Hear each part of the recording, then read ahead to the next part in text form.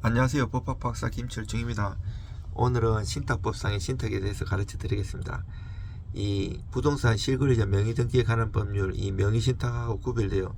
명의신탁은 그 사조에 보면 약정도 무효고 등기도 무효인데, 그 명의를 이전하는 건데, 신탁법상의 신탁에는 대내적 대외적 소유권이 완전히 넘어가요. 그래서 부동산 이 전세 사기나 이런 게 많이 문제되는데, 이 수탁자한테 넘어가기 때문에 계약할 때 수탁자하고 해야 돼요.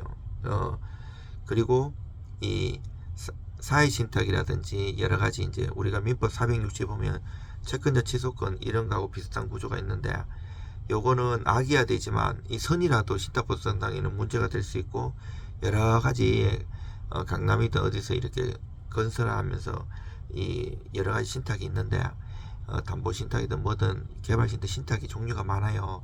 근데 이래 사고가 많이 나요. 이 에코티나 이래 돈 빌려주고 이런 관계에서. 일단 간단하게만 제가 잘 정리했는데 한번 보겠습니다. 신탁법상의 신탁, 로마자 1번 신탁의 의미, 법적 성질. 신탁법상의 신탁이란 신탁 설정자를 위탁자라고 하거든요. 그리고 인수하는 자를 수탁자, 그리고 일정한 수익을 받는 자를 수익자로 하는데, 요 위탁자가 수탁자와의 특별한 신의관계에 기해서 특정 재산권을 수탁자에게 이전하거나 기타 처분을 하고, 수탁자로 하여금 일정한 자, 이 수익자의 이익 또는 특정 목적을 위해서 그 재산을 관리, 처분, 운용, 개발 등 필요한 행위를 하도록 하는 법률관계를 말하고요.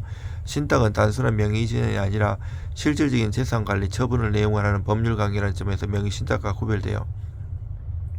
로마자 2번 명의신탁과의 구별. 명의신탁은 당사자 사이에 실질적인 거래관계 없이 명의만을 타인 명의로 해두는 것이나, 신탁법상의 신탁은 담보, 개발, 관리, 처분 등 일정한 경제적 목적을 달성하기 위한 실질적 거래관계가 존재하는 점에서 차이가 있고요. 따라서 신탁은 명의신탁과 달리 독자적인 법률관계로서 신탁법의 규율을 받아요. 로마자 3번 신탁의 효과. 1. 소유권 귀속의 관계. 신탁 등기가 마쳐지면 대외적으로 신탁재산의 소유권은 수탁자에게 완전히 이전되고요. 다만 신탁계약의 내부 관계에서는 수탁자가 신탁 목적의 범위 내에서만 신탁재산을 관리 처분해야 하는 제한을 받아요. 2. 대외적 법률관계. 신탁재산의 소유자는 대외적으로 수탁자이므로 신탁재산에 관한 임대차 등 법률행위는 반드시 수탁자 명의로 이루어져야 하고요. 위탁자가 임의로 임대차 계약을 체결하는 것은 허용되지 않아요. 로마자 4번 신탁재산의 독립성. 신탁재산은 수탁자에게 기속되나 수탁자의 고유재산 및 위탁자의 재산과는 구별되어 독립성을 가지고요. 이에 따라 수탁자 일반 채권자는 신탁재산에 대하여 강제 집행을 할 수 없고, 신탁의 목적과 무관한 채권으로는 신탁재산을 집행할 수 없어요. 이는 신탁재산이 신탁 목적 달성을 위해 독립적으로 관리하는 재산의 점에서 기인해요. 로마자 5번 신탁재산에 대한 강제집행 제한.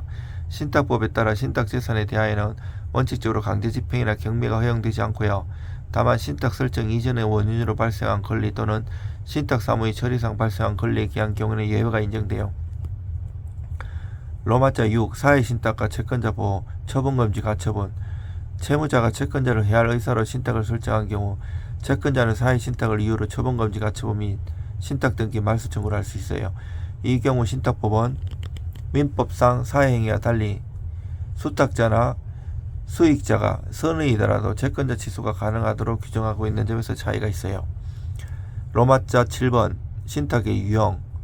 신탁은 그 목적에 따라 실무상 개발신탁, 관리신탁, 처분신탁, 담보신탁 등으로 구분되고요. 이러한 구분은 실무상 편의에 따른 분류로서 엄격히 구별하지 않는 경우도 많아요. 마지막으로 정리해보자면, 신탁법상의 신탁은 명의신탁과 달리 실질적인 재산 관리 처분을 목적으로 하는 법률관계로서 신탁재산의 소유권은 수탁자에게 기속되나 신탁 목적에 따른 제한과 신탁재산의 독립성이 인정되고요. 이를 통해 신탁은 재산관리와 채권자 보호의 중요한 수단으로 기능해요. 이러한 것과 관련해 가지고 여러 가지 신탁하면서 그 전에 이 금전을 에코티가 필요한데 그조차 돈이 없으면 이 지주가 나중에 이제 건물 올리기 위해서 에코티가 만약에 20% 있어야 된다. 그러면 그거를 대여하는데 나중에 이자 많이 준다고 해놓고 나중에는 이 그 이자 제한법 위반이라고 막 고소하는 경우도 있고요. 거기 강제 집행을 하려고 해도 신탁을 입히면 아까 위에서 그랬잖아요.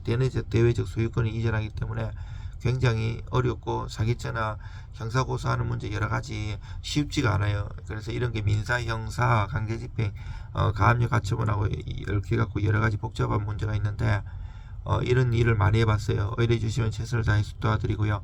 도움 되셨다면 좋아요, 구독 좀 부탁드립니다. 감사합니다.